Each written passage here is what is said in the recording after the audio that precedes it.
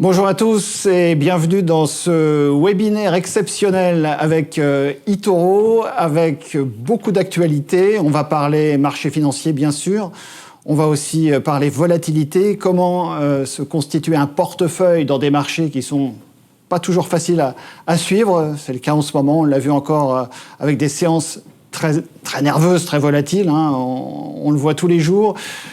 Pour parler de tout ça et pour parler gestion de son portefeuille, on accueille un invité aussi exceptionnel, donc, aujourd'hui, Monsieur Fraisse-Soulier. Alors, bonjour, et surtout, avec cette actualité, comment on va faire pour s'y retrouver, pour naviguer, en évitant de naviguer à vue, hein. On va avoir des repères intéressants à baliser, pour baliser le terrain. Comment, dans ce contexte où on a une guerre en Europe, ce qui est quand même pas tous les jours, on a des taux d'intérêt qui remontent à long terme, on a aussi une pandémie qui n'est pas terminée, on l'a vu en Chine. Est-ce que déjà vous pouvez nous resituer l'action, parce que là on a tendance un petit peu à s'y perdre. Oui, bonjour à tous. Alors effectivement, on a des marchés et un contexte économique, géopolitique, macroéconomique très compliqué, c'est vrai, aujourd'hui. On a, vous l'avez rappelé, donc une inflation galopante. On a également donc une guerre en Ukraine que personne n'avait anticipé encore au 1er janvier. Il est vrai que cette guerre en Ukraine freine l'activité économique et aussi accélère aussi l'inflation qui était déjà présente, mais ça a un effet accélérateur.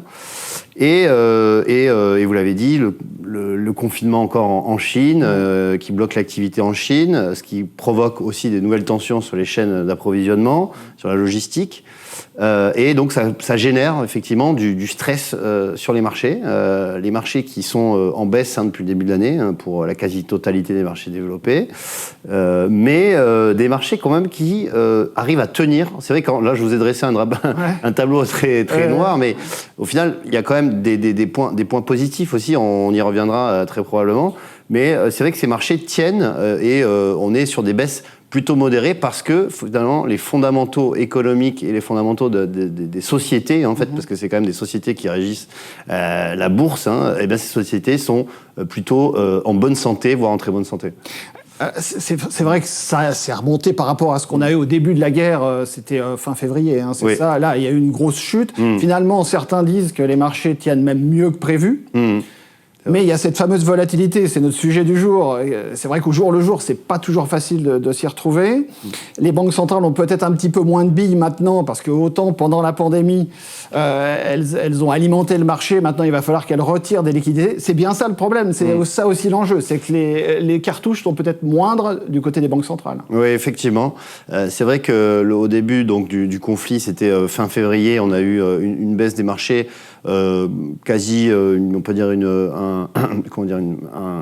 sell-off, c'est-à-dire un sell-off, c'est une baisse de 10%, voire plus en quelques jours, et ensuite ça a repris finalement.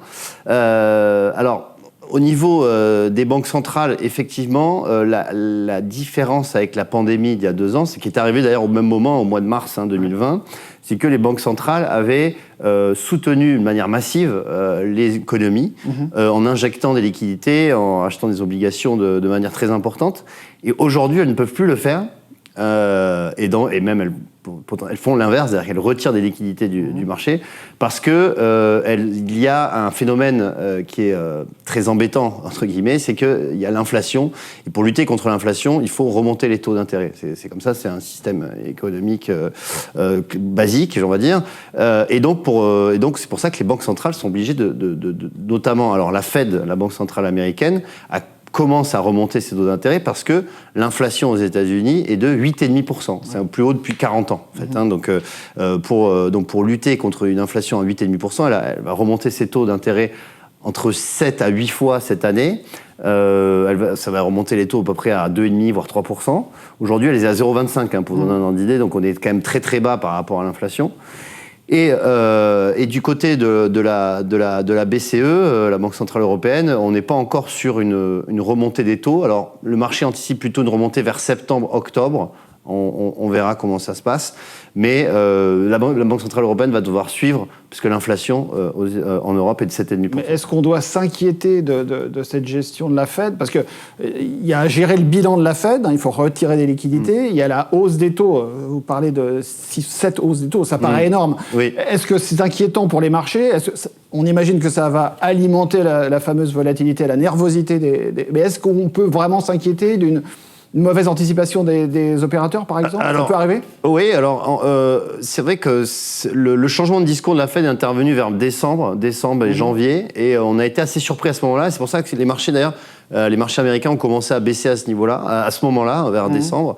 Maintenant, donc on est au mois d'avril, c'est déjà pricé, on va dire, ces hausses de taux, pricé dans le marché, c'est-à-dire que les investisseurs ont déjà anticipé ces hausses de taux. Donc, à moins d'une accélération quand même du mouvement, c'est déjà pricé dans le marché. Donc, ces mauvaises nouvelles sont déjà intégrées plus ou moins dans le marché. Donc, en fait, certes, c'est plutôt négatif, mais c'est déjà intégré dans le marché. D'accord. Voilà. Et pour la Banque Centrale Européenne, on y voit moins clair, finalement, puisque le message n'est pas si simple en tout cas, moins limpide. Oui. Autant la Fed est assez transparente, autant la BCE, pour l'instant, a l'impression qu'ils y vont très, très doucement. On ne sait pas trop, ils ont un petit peu peur du discours de durcissement, Effectivement, la BCE est toujours déjà beaucoup moins proactive que la Fed. C'est historique depuis qu'elle existe. Alors, c'est depuis à peu près une trentaine d'années.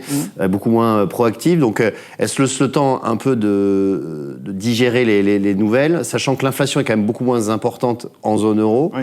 Elle est due essentiellement à la hausse des matières premières. Alors qu'aux États-Unis, il y a aussi la hausse des salaires, il y a aussi plusieurs facteurs qu'il n'y a pas en Europe. Et donc, la BCE n'est pas pressée de remonter ses taux, mais elle va très probablement devoir le faire courant 2022, plutôt en fin d'année. D'accord. Mais ensuite, concernant les marchés, le problème, c'est qu'en fait, la guerre en Ukraine, l'Europe est beaucoup plus impactée que les États-Unis de la guerre en Ukraine, par la guerre en Ukraine. Donc, en fait, c'est aussi ça le problème majeur, je dirais, pour les investisseurs qui ont une vision globale, en fait, une vision globale, c'est-à-dire qu'on y reviendra, je pense, par la suite, mais effectivement, la zone géographique Europe est quand même moins privilégiée par les investisseurs aujourd'hui, et ça se voit dans les performances boursières, puisque le CAC 40, par exemple, est en baisse de à peu près 8-9%, quand le Dow Jones est en baisse de 3%. Quoi. Parce que la guerre est à nos portes, elle ne menace pas directement l'Amérique, c'est ça le raisonnement, en fait. Oui, en fait, c'est vrai que l'Europe est directement liée justement à la Russie par sa dépendance au gaz, bien sûr. On voit avec l'Allemagne qui a 50% de son importation du gaz vient de Russie. L'Union européenne, c'est 25% quand même du pétrole provient du pétrole russe et 40% du gaz russe. Donc on est quand même très fortement liés à la Russie, alors que les États-Unis, eux, n'ont pas de lien direct avec pétrole et gaz russe, ou très très très à la marge. Donc du coup, c'est beaucoup moins impactant pour eux. Alors justement, ça nous amène à cette question. Est-ce qu'il y a des zones géographiques qui s'en sortent mieux que d'autres, depuis le début de l'année en particulier? Des secteurs aussi peut-être qui s'en sortent mieux dans cette ambiance un peu volatile, un peu nerveuse? Oui, effectivement. Alors effectivement, lorsqu'on est dans des marchés et dans des situations un petit peu compliquées, troubles, on se tourne en général vers les actifs défensifs. Alors qu'est-ce que c'est les secteurs défensifs? Ce sont des secteurs qui sont obligatoires en temps de crise, c'est-à-dire que le secteur, par exemple, de l'alimentation, de la boisson, et les secteurs de la santé sont des secteurs qui, même en temps de crise, on va les utiliser. Donc ça, ce sont des secteurs qui sont plébiscités par les investisseurs. Donc on a des sociétés comme, par exemple, par Danone, par exemple, qui sous-performe depuis le début de l'année. On a vu hier, d'ailleurs, le titre. Voilà, alors Danone qui a publié ses résultats, de très bons résultats pour le premier trimestre, donc qui a progressé de 9% sur la séance. Et puis, on va retrouver aussi des sociétés comme Sanofi, dans la santé, qui est une des 5 plus fortes hausses du CAC depuis le début de l'année. Voilà, donc ça, ce sont des thématiques qui sont privilégiées depuis le début de l'année. Et puis, il y a aussi une thématique, bien évidemment, qui est privilégiée, c'est la thématique de la sécurité et de la défense, avec notamment Thales, qui progresse de plus de 50% depuis le début de l'année. On a également Dassault Aviation, qui progresse aussi assez fort depuis le début de l'année. En termes de zone géographique, Les États-Unis sont aussi plus privilégiés, et on va retrouver aussi des zones, des pays exportateurs nets de matières premières, parce qu'on n'en a pas trop parlé encore, mais les matières premières sont en train de flamber, littéralement. C'est dû effectivement à l'inflation et dû à l'impact, bien sûr, de la guerre en Ukraine. Et des pays comme le Brésil, par exemple, le Brésil est un pays exportateur net de plusieurs matières premières, et est en hausse depuis 35% depuis le début de l'année. Donc c'est vraiment une surperformance très importante. On va retrouver aussi la Norvège, par exemple, qui est complètement autosuffisante, qui n'est ni dans l'Union européenne ni dans la zone euro, et qui est le 3e exportateur mondial de pétrole, et qui est aussi la Norvège, qui est un pays qui performe très bien.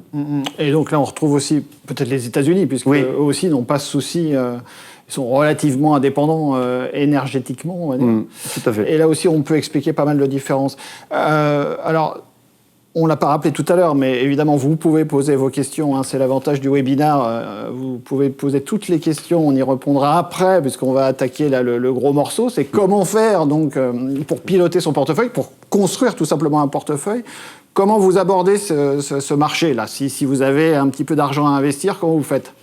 Eh bien, pour construire et constituer un portefeuille dans des marchés un petit peu volatiles, et un peu baissiers, on va dire, parce que qui dit volatile dit effectivement marché baissier, comme actuellement, il est nécessaire d'avoir un comportement prudent et d'avoir un comportement flexible. C'est-à-dire que vous devez vous adapter au contexte qui est géopolitique, macroéconomique, qui peut changer, et avoir une poche de liquidité assez importante pour, si les marchés vont plus bas, pouvoir investir sur des points plus bas. Donc en fait, c'est préconiser une poche de liquidité importante, c'est déjà le premier point. Ensuite, on va aller sur des secteurs, comme je le disais, défensifs. On peut aller sur des secteurs comme donc le food and beverage, comme le healthcare, c'est-à-dire la santé.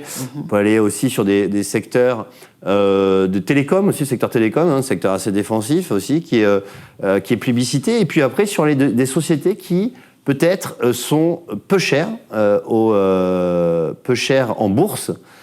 Comment on calcule la cherté d'une action ? C'est-à-dire vous regardez le price-earning ratio, c'est le ratio cours de bourse sur bénéfice. Et ce price-earning ratio vous donne, donc ça donne un chiffre qui est compris entre 0 et...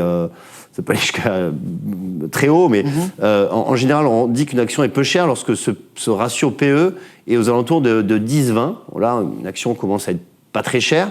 On a le secteur automobile, par exemple, le secteur bancaire, qui sont des secteurs assez peu chers. Aujourd'hui, voilà, donc c'est des sociétés qui sont comment dire, peu chères, peu exposées à la Russie. Il faut quand même aussi éviter les sociétés qui sont exposées à la Russie. Ça, c'est quand même aussi un point. Et aussi, on peut privilégier aussi les matières premières, notamment les sociétés du secteur pétrolier, qui encore un effet rattrapage à avoir aussi sur les cours du pétrole, parce que lorsqu'on voit que les cours du pétrole sont aux alentours des 110-120 $, donc au plus haut historique quasiment, on voit que les sociétés pétrolières, type Total Energy, type aux États-Unis on a Chevron ou ExxonMobil, sont très loin de leur sommet historique, par exemple. Donc ça aussi, c'est un paradoxe d'ailleurs. Ça, c'est un paradoxe, effectivement, parce que les cours du pétrole ont progressé d'une manière très volatile, justement, marché très volatile, de manière fulgurante, mais les sociétés n'ont pas suivi parce que, forcément, les cours du pétrole ne sont pas encore répercutés dans les comptes de ces sociétés. Mais dans les prochains résultats, Total Energy a délivré un bénéfice net de 14 milliards d'euros en 2021, c'est son record historique. Ça devrait continuer probablement dans les prochains mois. Donc vous nous dites une approche finalement prudente, c'est-à-dire assez progressive. Si on a un petit peu d'argent à investir, on ne met pas tous ses œufs dans le même panier, comme on dit. On garde de la liquidité pour plus tard, si les marchés reviennent en arrière. Exactement. En fait, on s'adapte un peu, on est très flexible. C'est ça votre recommandation première ? Oui, c'est ça. C'est-à-dire qu'en fait, si les marchés... aujourd'hui, pour vous donner un ordre d'idée, les marchés sont en baisse entre moins 5 et moins 10%. Donc ce qui est quand même une baisse assez conséquente. Mais le marché est allé beaucoup plus bas. Par exemple, le CAC 40, aujourd'hui, il est alentours des 6600 points, on va dire. Mais il a baissé à 5700 points. Donc, il a quand même repris 900 points sur ses points bas. Et c'est vrai que si le marché revenait sur les niveaux des 6000 voire en dessous, ça serait un bon point d'entrée pour revenir à l'achat sur ce type, sur les valeurs, sur ce type de valeurs dont j'ai énuméré tout à l'heure. Voilà, donc il faut garder, c'est pour ça, une poche de liquidité au cas où le marché aille plus bas. Et faire le dos rond un petit peu sur cette période qui est compliquée aujourd'hui. Alors en plus, aujourd'hui, on est dans une période de publication de résultats d'entreprise. Donc toujours faire attention avant les publications de résultats parce qu'il peut y avoir des bonnes comme des mauvaises surprises. On l'a vu, on a eu des bonnes surprises avec Danone ou des sociétés comme LVMH. Bon, le luxe, c'est toujours des bonnes surprises en général. C'est que le luxe, j'en ai pas parlé, mais c'est aussi un secteur assez défensif qui peut répercuter la hausse des prix sur ses produits, sur ses marques. Donc ça aussi, c'est plutôt des bonnes surprises. Mais on a eu des mauvaises surprises, comme on en parlait tout à l'heure, Netflix. Évidemment. Netflix qui, justement, a baissé quand même de 35% hier à la suite de ses publications de résultats. Ouais, donc attention à la période d'investissement parce qu'en ce moment, il y a ces annonces de résultats qui rajoutent finalement un petit peu de volatilité dans la volatilité, oui, c'est exactement. ça ? C'est vrai qu'on rentre dans une période de publication de résultats qui en général une période de volatilité dans des marchés qui sont déjà très volatiles, donc ça rajoute de la volatilité à la volatilité. Alors, est-ce que, pour quelqu'un qui est un peu nouveau, qui arrive sur le marché, est-ce que vous lui conseillez d'attendre la publication pour investir, plutôt de jouer un peu... Clairement attendre, parce que il faut quand même regarder une société... un cours de bourse, c'est quand même une société derrière, donc il faut quand même regarder les résultats, regarder les perspectives, parce qu'en général, lorsqu'il y a les boîtes publient leurs résultats, elles donnent leurs perspectives et c'est ça aussi qu'il faut regarder. Donc attendre les publications, regarder les perspectives, regarder dans quel secteur on se trouve et ensuite pourquoi pas investir sur cette société plutôt que de faire du pile ou face un petit peu avant la publication et se dire bon, j'espère que ça va être bon et puis au final... D'accord, quand on fait ses premiers pas, en tout cas... C'est ça. Après, peut-être en prenant un peu d'expérience et en voyant, on peut jouer l'anticipation. Alors, c'est compliqué. Effectivement, on peut essayer de jouer, d'anticiper. Après, lorsqu'on est investisseur long terme, c'est vrai que la publication trimestrielle, c'est aussi un phénomène, j'allais dire un épiphénomène. C'est pas un épiphénomène, mais c'est quand même peut-être sur une détention de titres sur 5 ou 10 ans, c'est peut-être moins important. Mais lorsqu'on se lance en bourse, c'est vrai qu'on essaie d'avoir un prix attractif de l'action. Donc effectivement, si ça baisse de 10, baisse de 10 ou 20% avant, c'est plus intéressant de rentrer. Dans vos recommandations, peut-être aussi, vous nous dites finalement de bien se connaître et de savoir pour combien de temps on est là. Si on est là pour 3 jours, 3 mois, 3 ans ou 30 ans, c'est un peu ça en fait. C'est ça, exactement. C'est vrai qu'on n'est pas partisan du fait de rester 3 jours sur une action du très court terme parce que c'est... comment dire, c'est un petit peu, j'ai une expression un petit peu familière, mais c'est un petit peu casse-gueule entre guillemets, j'allais dire, hein, j'ai pas d'autre expression pour le dire, dans le sens où on est vraiment soumis à volatilité du marché. On l'a vu, le marché est très volatile, donc ça peut aller dans tous les sens, mais avoir une approche plutôt moyen-long terme. C'est quoi moyen-long terme? C'est minimum 3-6 mois jusqu'à plusieurs années pour vraiment pour que la société délivre en fait son potentiel et se constituer un portefeuille vraiment sur du moyen long terme, parce que c'est comme ça qu'on fait de la performance en fait. Si vous faites de la performance sur du très court terme, on a vu qu'à 80% des chances du temps ça ne marche pas. En revanche sur du moyen long terme, si vous regardez l'historique des performances, ça fonctionne.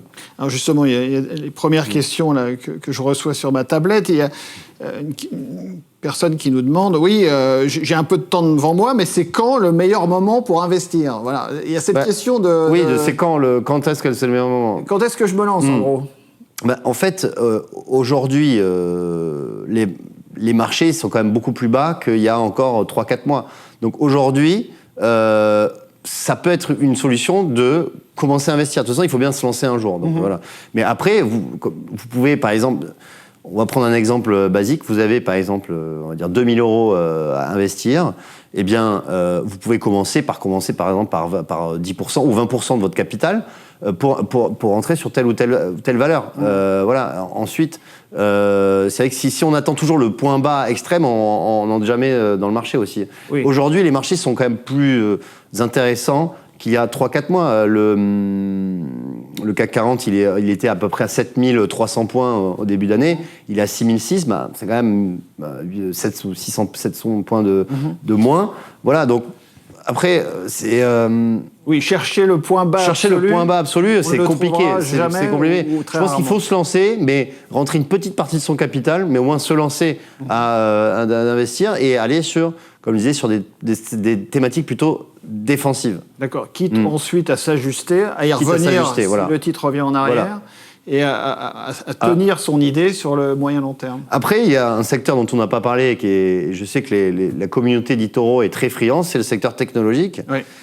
Et le secteur technologique, c'est vrai qu'aujourd'hui, il présente certains aspects intéressants, parce qu'il y a certaines valeurs qui se sont effondrées, on va dire, qui ont vraiment fortement chuté, type Netflix, on en parlait. Alors Netflix, c'est vrai qu'aujourd'hui, alors je vais en parler de Netflix parce que c'est assez intéressant. Aujourd'hui, Netflix vaut à peu près $220 et en novembre 2021, ça valait $700. Donc c'est passé de 700 à $200. On se dit, la chute est exagérée, clairement, parce que est-ce que la société a perdu 70% de sa valeur économique ? Non. Aujourd'hui, Netflix a délivré un bénéfice net de 1,6 milliard de dollars sur le trimestre. Ils ont un chiffre d'affaires qui a augmenté de 10%. Mais ce que sanctionnent les investisseurs, c'est la perte d'abonnés. C'est vrai que ces sociétés de plateformes de streaming, on regarde le nombre d'abonnés. C'est vraiment l'indicateur premier. Effectivement, alors aujourd'hui, Netflix a 221 millions d'abonnés. 221 millions, quand on rapporte à 200 000 de pertes, ça fait 0,1%. Est-ce que ça mérite un 35% de baisse ? Après, on va dire, le marché a toujours raison, de toute façon, il n'y a pas de problème. Mais aujourd'hui, ce n'est pas, c'est pas un conseil d'investissement, mais aujourd'hui, rentrer sur Netflix, c'est possible qu'à moyen terme, on ait quand même une société qui soit au-dessus du cours actuel. Moi, je pense honnêtement que Netflix a été survendu et que, à un moment donné, les investisseurs vont se rendre compte qu'il y a quand même c'est quand même le leader mondial du streaming. Qu'on est sur une société qui délivre plus d'1 milliard de bénéfices par trimestre. Voilà, donc... justement, il y a des questions sur... Évidemment, vous en doutez, il y a des questions sur les valeurs de technologie, dont Netflix, puisque c'est quand même spectaculaire de perdre 35% en une seule séance. Une seule séance, c'est quand même pas tous les jours.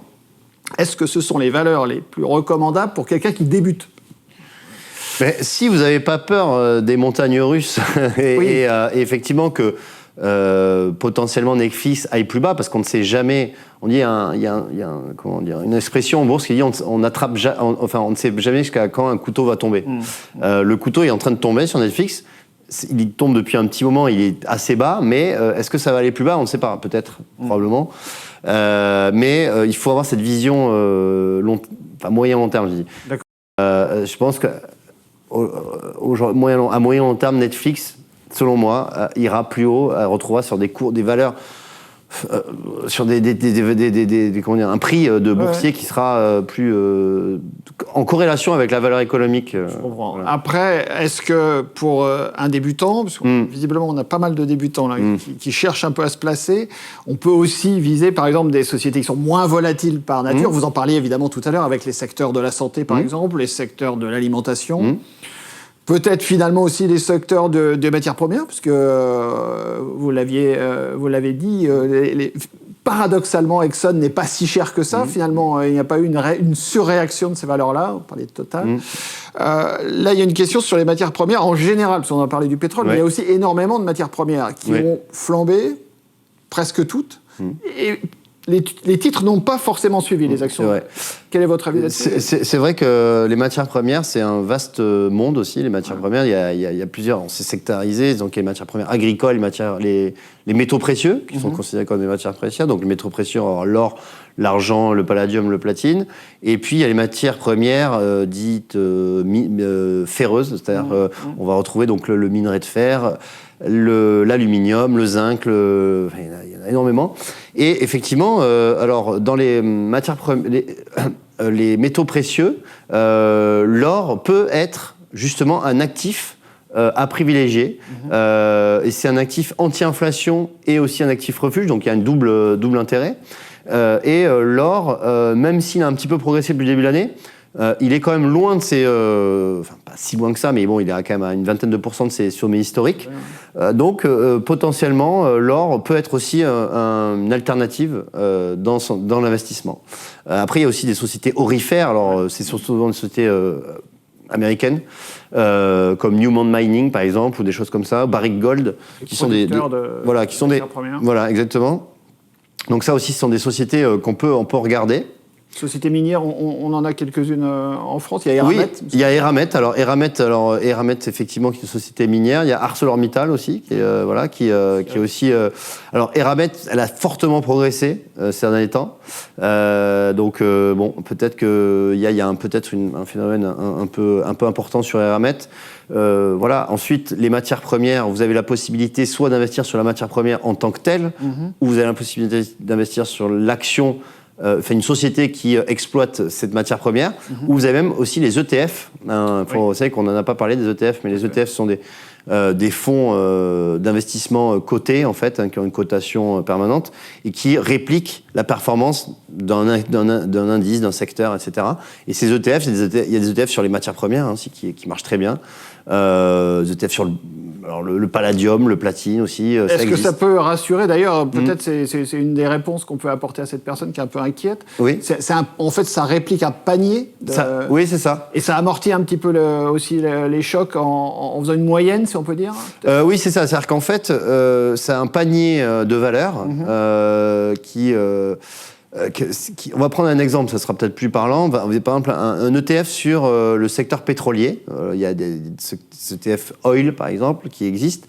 Et ces ETF vont regrouper donc, au sein de ce produit donc, plusieurs actions qui sont des actions de matières premières pétrolières. Donc il va y avoir du Total, il va y avoir du Chevron, du ExxonMobil, du Petrobras au Brésil ou des valeurs comme ça.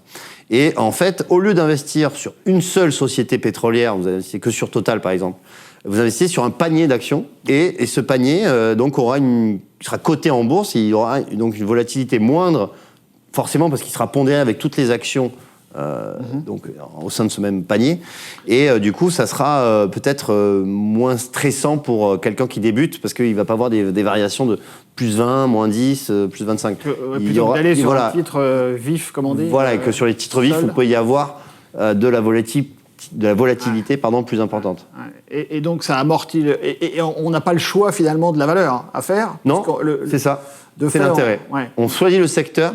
Mais on ne va pas choisir la valeur. Donc, en fait, si on croit au secteur pétrolier, par exemple, on peut investir Donc ça, c'est un bon conseil, c'est une bonne thématique, finalement. C'est une bonne thématique, oui, effectivement. On se dit, bon, là, je crois vraiment aux matières premières, et plutôt que de se casser la tête à chercher le bon cheval, si on peut dire, et la bonne valeur, on va directement sur le panier, l'ETF. Tout à fait. Donc c'est peut-être tout à fait. Et sur eToro, on en propose à peu près de 400 ETF. Donc il y a la possibilité vraiment d'investir de manière importante sur ce type d'actifs qui n'est pas forcément très connu du grand public, mais qui est très utilisé par la gestion professionnelle et les gérants de portefeuille. Et par les anglo-saxons. Et par les anglo-saxons, effectivement. Et c'est vrai que nous, en tant que Français, j'allais dire, on a des ETF émis par la Société Générale, qui est le leader.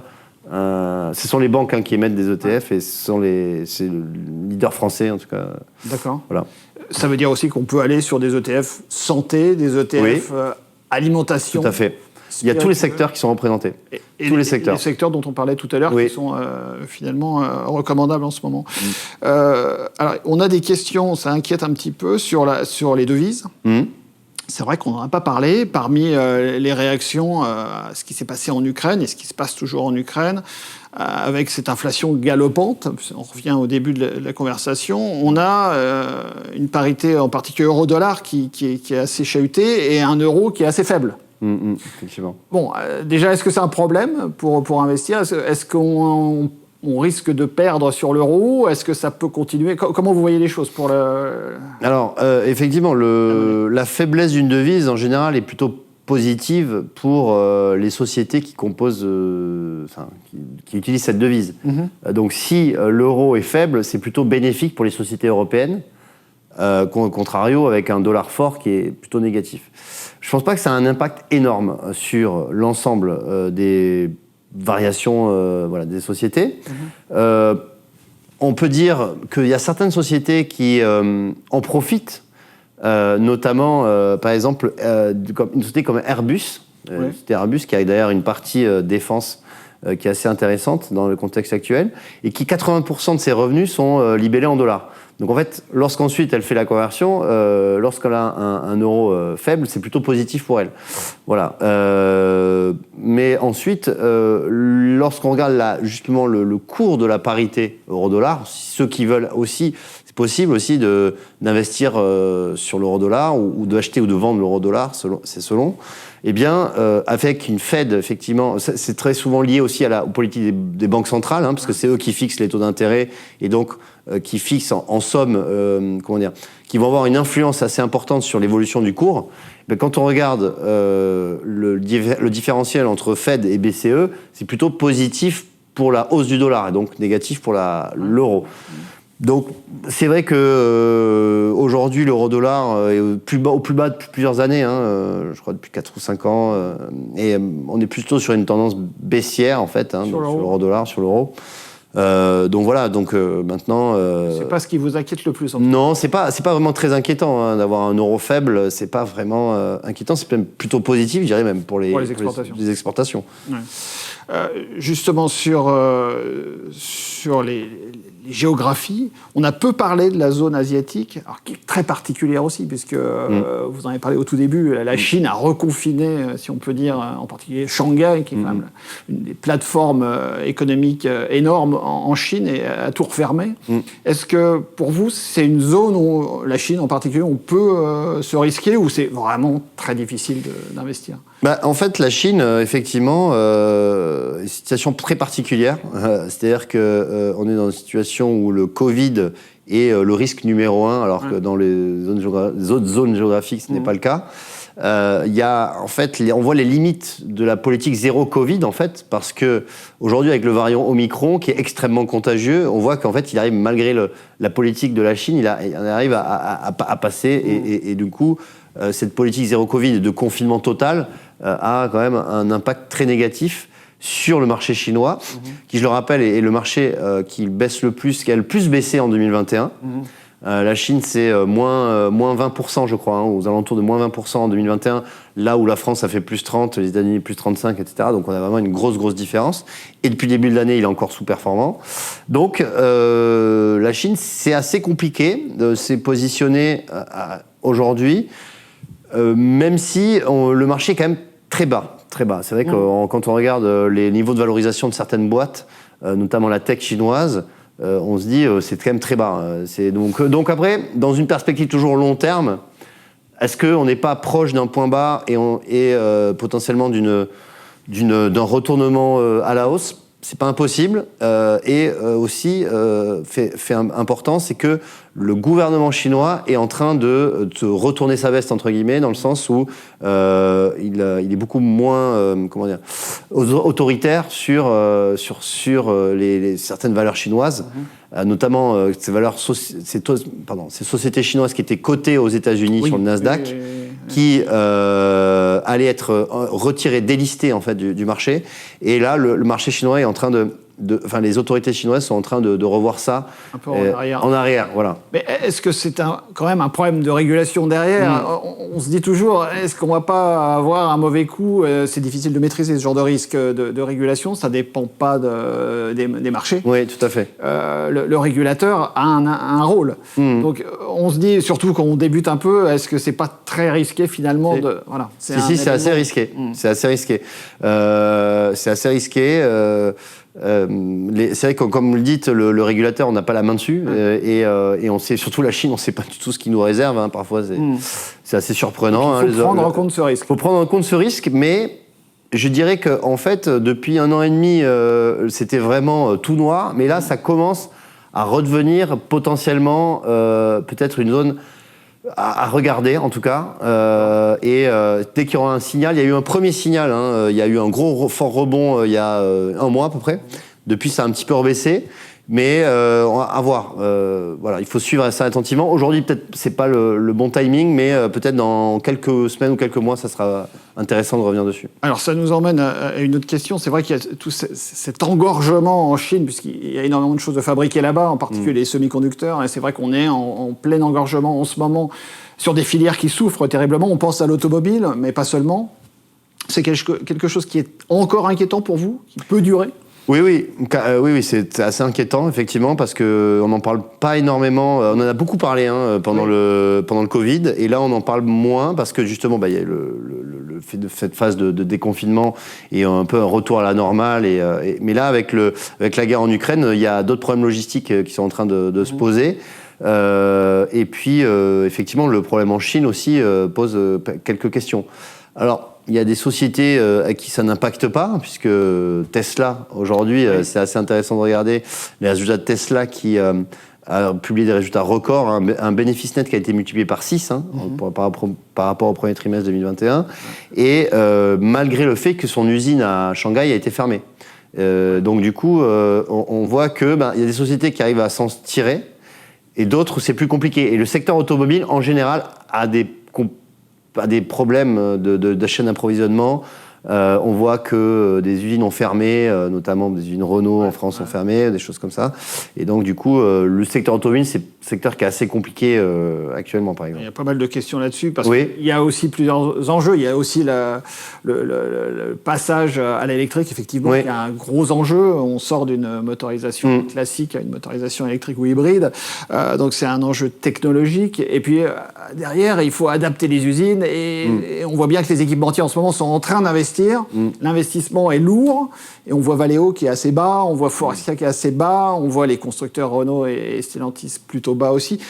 Est-ce qu'il faut regarder ça en ce moment en se disant que finalement on investit à 5 ans et on va passer dans une autre dimension? Oui, alors c'est vrai que le secteur automobile, c'est peut-être le secteur qui subit le plus gros profond changement en fait industriel de l'ensemble des secteurs. C'est vrai qu'on vraiment il y a un virage à prendre qui est déjà pris par la majorité des constructeurs, mais il y en a qui le prennent de plus ou moins bonne manière. Alors le leader incontesté, bien sûr Tesla, qui gagne des parts de marché partout. On voit Tesla, c'est vraiment à mon sens quand même le leader incontesté et qui a quand même de beaux jours encore devant lui. Quand on voit les marges opérationnelles qui sont en train de réaliser. Voilà. Donc il y a Tesla et un peu le reste du monde, si j'ai envie de dire, si je peux dire. Et je pense que les constructeurs allemands, quand même, ont une longueur d'avance sur les constructeurs français. Alors je vais pas faire plaisir à tout le monde, mais je pense que des constructeurs comme Volkswagen ou BMW ont Volkswagen, sachant que ça regroupe une douzaine de marques quand même, c'est le leader européen en termes de vente, ont pris un virage qui, à mon sens, est peut-être supérieur à Renault, tout du moins, et Stellantis, on voit que c'est pas mal quand même. Stellantis avec Carlos Tavares a quand même fait de belles choses, on va dire. Et c'est vrai que c'est un secteur qui est peu cher. On parlait tout à l'heure du PER, on est aux alentours des PER, aux alentours d'entre 5 et 10 pour ce genre de valeur. Donc c'est vrai que dans une perspective long terme, pourquoi pas, ça pourrait être un secteur qui surperforme. En tout cas, à court terme, ça sous-performe clairement. Sur Tesla, alors, est-ce qu'on doit suivre Elon Musk? Voilà typiquement une question. Bonne question ouverte. Est-ce qu'on peut finalement, il y a Musk bien sûr parce que lui il prend la lumière en ce moment, mais il y en a d'autres. Est-ce que suivre ces investisseurs qui sont très connus, c'est une bonne idée? Est-ce que finalement il faut éviter parce qu'ils font beaucoup de mousse et derrière il ne reste pas grand-chose pour le petit porteur? Comment vous voyez les choses? Je pense que si vous aviez investi sur Tesla il y a 10 ans, vous êtes plutôt heureux aujourd'hui. C'est sûr que l'action a été multipliée par 10 à peu près. Et aujourd'hui, on voit que à l'heure actuelle, Tesla, à l'ouverture des marchés américains, était à plus 10% sur la séance. Donc on voit qu'il y a clairement une stratégie gagnante de la part d'Elon Musk, en tout cas sur Tesla. Après, il y a eu la saga Twitter. Aussi, voilà, Twitter, sur les crypto-monnaies, effectivement, c'est plus je dirais un style oracle un peu qui donne ses cryptos, etc. à droite à gauche. Bon, ça, j'ai pas vraiment d'avis là-dessus, mais quand on regarde ensuite Twitter, qui veut racheter Twitter, pour ensuite le sortir de la cote, donc ça c'est quand même un autre sujet. En tout cas, quand il a annoncé qu'il allait entrer dans le capital de Twitter, l'action a pris aussi 25%, donc c'est vrai que suivre les investissements de Elon Musk, c'est plutôt payant, on va dire, en tout cas factuellement. Tout à fait. En tout cas, si on évite un peu certaines phrases, c'est vrai que des fois c'est un peu déroutant parce qu'on ne sait pas où il va en venir, mais c'est vrai que sur le long terme, finalement, on est gagnant. On parle des valeurs de technologie, on a beaucoup de questions sur le métaverse, qui est aussi un peu, certains diront, la tarte à la crème du moment, mais c'est sans doute une piste d'investissement très, très intéressante pour la suite, pour l'avenir. Est-ce qu'il y a des supports comment on aborde ça, le métaverse? Est-ce qu'il y a des supports d'investissement? Alors, par Facebook, évidemment, qui s'appelle Meta. Mais... Oui, effectivement. Alors, il y a des sociétés qui ont vraiment pris comme Meta, qui est anciennement Facebook, qui croit vraiment à une évolution majeure du métaverse. Les avis sont un peu divisés. Les sociétés de jeux vidéo aussi ont pris le pli, des styles Roblox ou des sociétés comme ça qui croient beaucoup au métaverse. Alors ensuite, c'est vrai que donc, ces sociétés sont sociétés technologiques, les sociétés de jeux vidéo, et notamment Microsoft qui a racheté Activision Blizzard pour une somme astronomique, plus de 70 milliards de dollars. Et qui croient aussi au métaverse. Donc, effectivement, c'est un domaine qui n'est pas encore du tout développé, mais qui potentiellement va avoir... c'est difficile de dire vraiment quel va être l'impact, mais... et à quelle échéance? Aujourd'hui, si on en est au tout début, mais vous avez la possibilité d'investir via ce type de valeur. J'ai vu aussi qu'il y avait un fonds d'investissement qui a lancé son propre fonds Metaverse aussi. Voilà. Mais en tout cas, sur eToro, vous avez la possibilité aussi d'investir sur un portefeuille dédié au Metaverse, si vous le souhaitez. Un peu comme un ETF finalement. Un peu comme un ETF, effectivement, qui investit sur exactement un panier d'actions qui, avec une pondération différente. C'est que la pondération principale, c'est Facebook, j'ai envie de dire, mais on peut l'appeler Meta plateforme. Et ensuite, dans tout un type de société, un nombre de sociétés. Plutôt que se creuser et de se chercher dans la cote, parce qu'il y a énormément de valeurs. C'est vrai qu'on arrive et on regarde une cote, on est un peu perdu au début.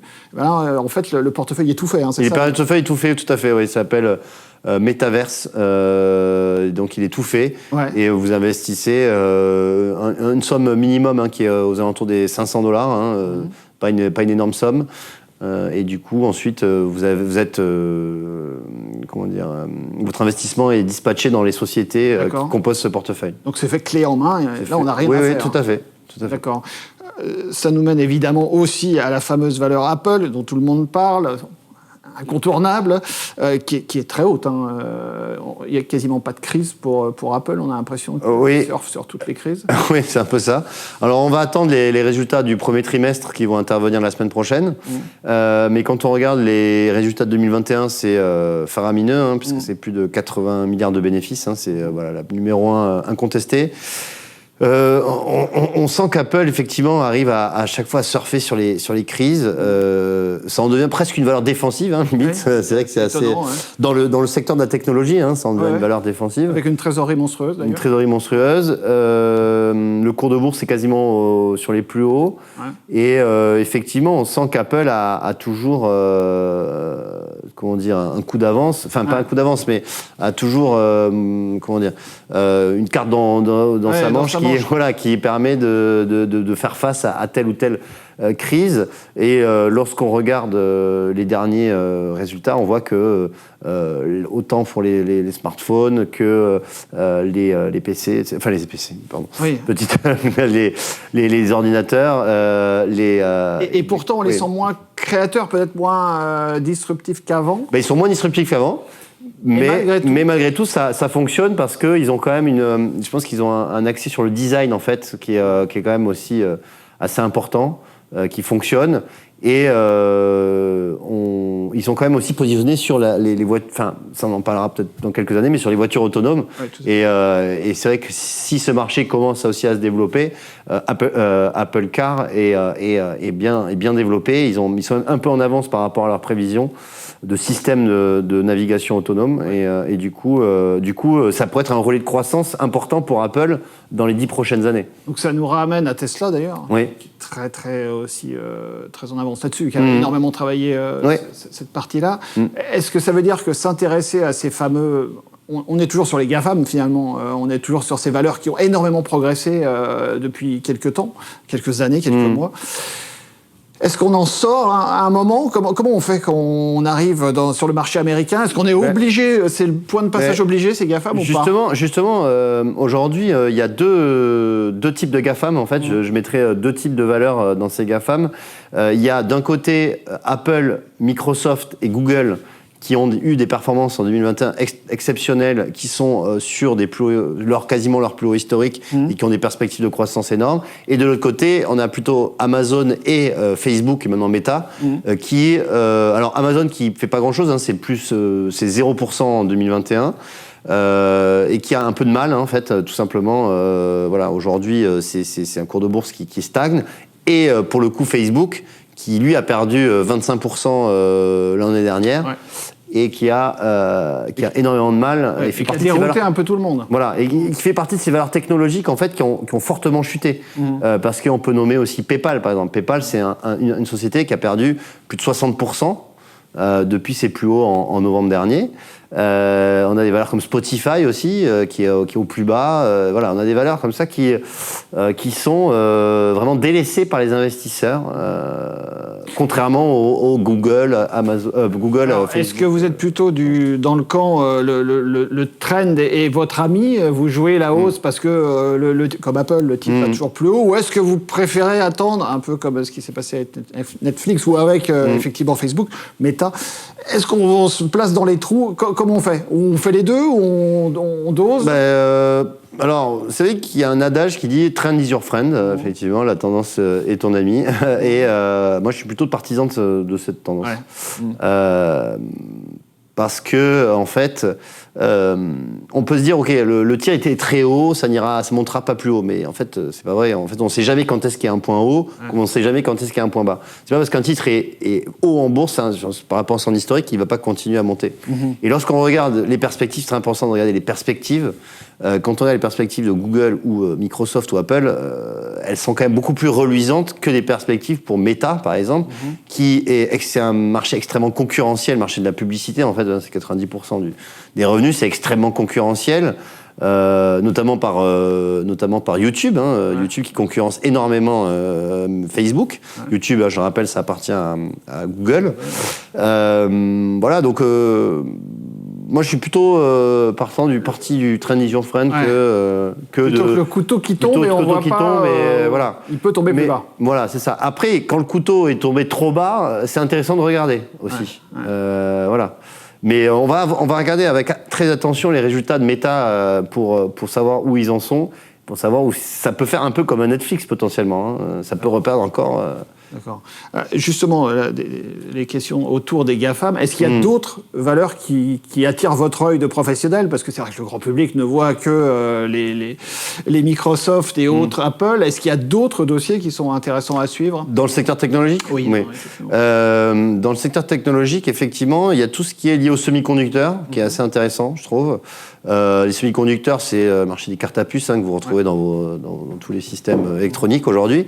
Et ça, c'est vraiment... on va l'utiliser de plus en plus. Les semi-conducteurs, c'est vraiment des choses un système qui va être utilisé de plus en plus, et des sociétés style... alors, on a ST Micro Electronics en France, on a ASML aussi, qui est le leader européen, c'était néerlandaise, qui avait publié encore de très très bons chiffres.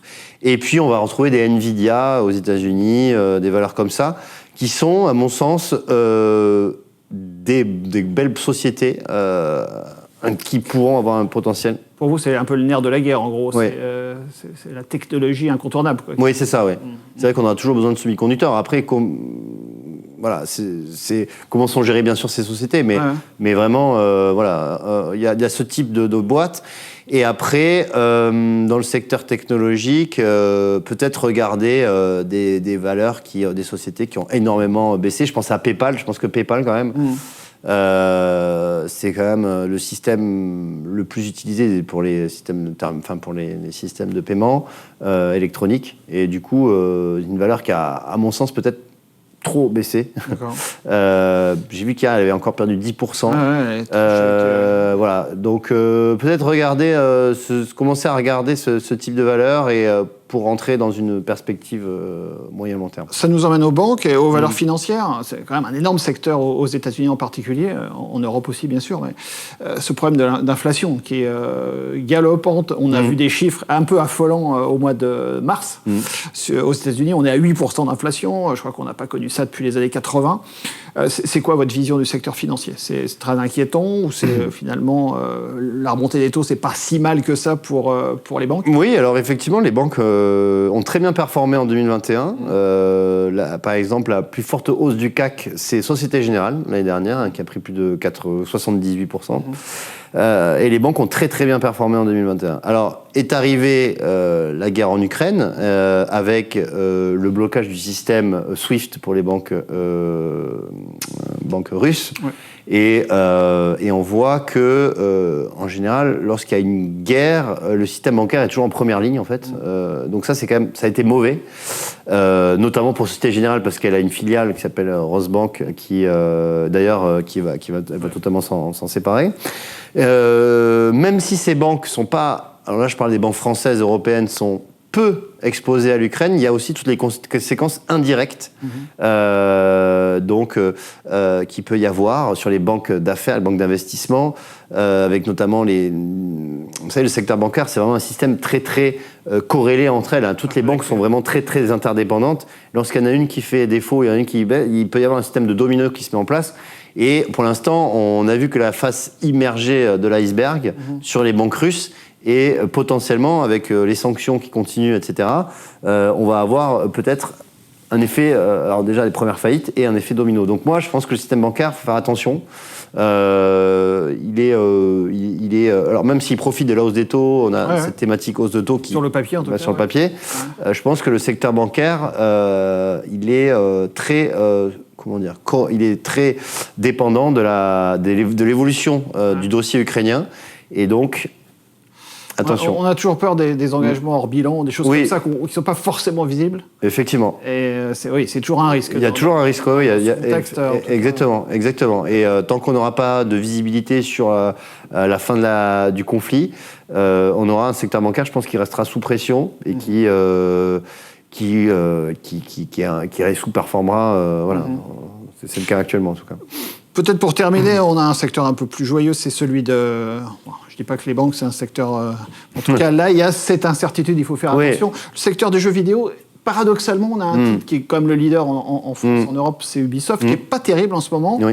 Et pourtant, on a parlé du métaverse, on a parlé des perspectives qui pourraient être sympas. Il se passe quoi, en fait? C'est quoi votre approche là-dessus? En fait, ce qui se passe, c'est que, on va revenir sur la Chine, c'est que la Chine a interdit... il faut savoir que les autorités chinoises ont considéré les jeux vidéo comme l'opium du peuple et une drogue électronique, ou dans des termes comme ça. Et ils ont interdit l'édition de nouveaux jeux vidéo depuis maintenant 12 à 18 mois, me semble-t-il. Donc ça a été un coup terrible pour les éditeurs de jeux vidéo, puisque les Chinois sont quand même les premiers joueurs au monde en termes de jeux vidéo. Il y a eu aussi une durée limitée pour les joueurs de moins de 18 ans, je crois 3 heures par semaine, mais bon, après, pour faire respecter ça, c'est un peu compliqué. Toujours est-il que, en fait, c'est un secteur qui a été assez délaissé avec ces annonces. Et il y a eu des reports de jeux vidéo, notamment pour Ubisoft. Ça a été négatif pour la valeur. Alors, certes, elle a énormément baissé, puisqu'elle est sur des plus bas quasiment historiques, me semble-t-il. Et donc, voilà, peut-être qu'aussi, c'est à regarder aussi, ce type de Ubisoft, à mon avis, il y a potentiellement, on n'est pas potentiellement pas loin des plus bas, mais à regarder. Ensuite, aux États-Unis, on a des valeurs comme Roblox, qui est un des leaders aussi. Activision Blizzard, qui a été racheté par Microsoft. Donc en fait, maintenant, Microsoft est quand même très lié aux jeux vidéo, mine de rien. Donc Microsoft a quand même plutôt sous-performé aussi depuis le début de l'année. Après on a aussi les éditeurs de consoles de jeux comme Sony qui est aussi pas terrible. Donc c'est avec les jeux vidéo, je pense que ça a quand même un potentiel de long terme qui aujourd'hui a fortement baissé, donc c'est quelque chose aussi à regarder. Peut-être le moment. Ouais. C'est vrai que c'est à regarder, ouais. Ok, merci beaucoup en tout cas, Monsieur Frestoulier, pour tous ces conseils. Merci beaucoup de votre participation à ce webinaire. Pour ceux qui ont raté le début, peut-être, ou certaines questions, vous pouvez revisionner tout ça sur eToro, bien sûr, sur la plateforme, et puis sur boursier.com. Et à bientôt pour un prochain webinaire sur un autre sujet. Bonne soirée à tous. Merci beaucoup. Merci.